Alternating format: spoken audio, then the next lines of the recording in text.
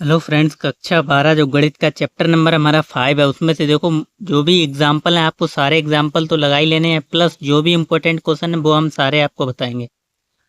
तो ये एग्जाम्पल है आपकी एनसीईआरटी बुक का ही। तो एग्जाम्पल अगर आपने सारे लगा लिए एनसीईआरटी के तो समझ लो आप आधा पेपर एग्जाम्पल ही से आ जाता है। तो आप आधा पेपर सिर्फ ऐसे ही कर जाएंगे अगर आप सारे एग्जाम्पल लगा लेते हो। अब देखो ये एग्जाम्पल कई बार पूछा गया है। इसमें क्या दिया है, यदि y बराबर एक्स की पावर 3 है ऊपर प्लस 10x, तो करा इसका D square by upon D x square ज्ञात कीजिए। यानी हमें 2 बार क्या करना है, अवकलन करना है। तो सबसे पहले जो आपको दिया है फलन y बराबर एक्स की पावर 3 प्लस 10x, सबसे पहले आप उसको लिख लेंगे। दिया है y बराबर एक्स की पावर 3 प्लस 10x।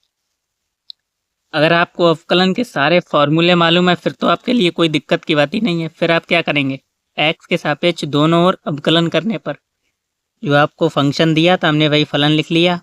अब एक्स के सापेक्ष दोनों ओर अवकलन करेंगे इसी का।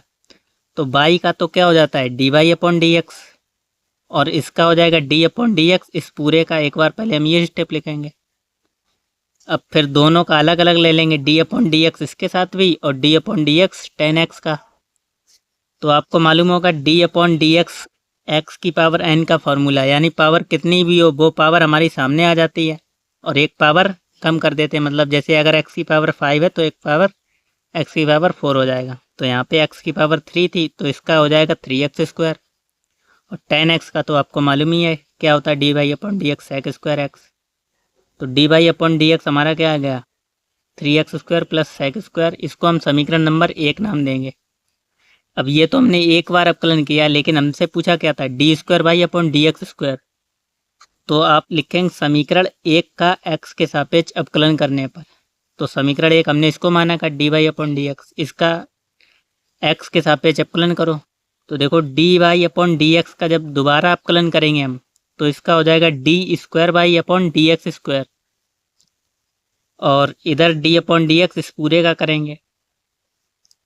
वही जो 3 कांस्टेंट है 3 का तो अवकलन होगा नहीं, ये बाहर लिख लो। डी अपॉन डी एक्स इसका होगा एक्स स्क्वायर का होगा plus D upon D X sec square X का। तो इसका ये पावर सामने आ जाती है, हमने पहले ही बताया 2 सामने आए और एक्स हो जाएगा। और यहाँ से भी D upon D X sec square X. अब देखो ये 2 कहाँ से आ गया, तो सबसे पहले सेक स्क्वायर एक्स का अवकलन करेंगे तो पहले पावर का होगा, तो पावर सामने आ जाती है। फिर D upon D X sec X का होगा। अब सेक एक्स का आपको अवकलन मालूम होगा कि सेक एक्स का होता है सेक एक्स 10x। तो सेक स्क्वायर एक्स का हो गया 2 सेक एक्स और सेक एक्स का होगा सेक एक्स 10x। और इधर से 3 दूनी 6 6x हो गया।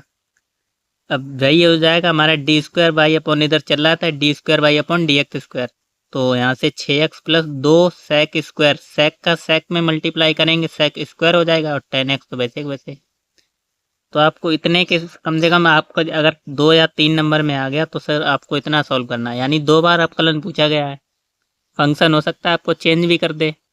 ठीक, तो एग्ज़ाम की दृष्टि से ये इंपॉर्टेंट एग्जाम्पल आप जरूर सॉल्व कर लीजिए।